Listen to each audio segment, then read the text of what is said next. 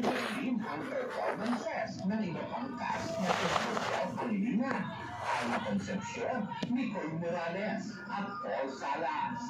Jasmine. Excited si Lulu sa lalo pang gumagandang takbo ng kwento ng lolong bayani ng bayan sa pagdating ng mga rebeldeng Atubaw.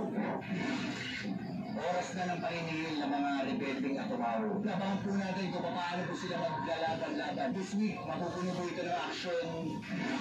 Kilig overload din ang atikan duet ni na may ilang girl lead stars Gian Ward at Michael Sager.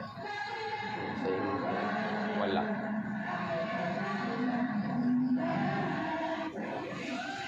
May surprise pa para kina Gian at Michael na birthday cake dahil pareho silang February birthday celebrant.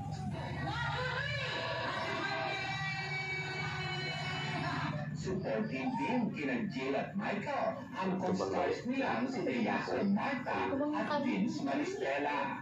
Ayon kay Jillian, nakalimuot pero abang-abang ang mga twins sa kwento ng may ilang lugar. Alam na ni Francis ang karakter ni Marta ang tungkol kay Dennis, isa sa mga karakter ni Jillian at kay James na ginagampanan naman ni Nasser. Nahuli ni Francis si Dennis, so maghiwalay ba sila?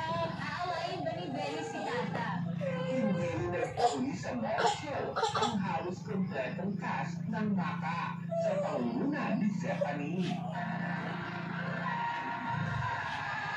Patuloy namang makaka-relate ang mga estudyante at kabataan sa kapanapanabik na pinagdadaanan ng mga bida sa istoryang pangkabataan ng Maka. Meron tayong mararanasan na hindi natin naranasan nung season 1. Okay? Hindi kasi hirap mag-spoiler. Siguro malalaman niyo sa mga susunod na araw. Bubuon baka mag-ilista. Ito, actually excited tayo dito kasi syempre hindi nga natin experience. Pero ito yung experience na usual na inaabangan mo as a student, as a high school student. Or Santiago ang tira sa showbiz. Susunod ang project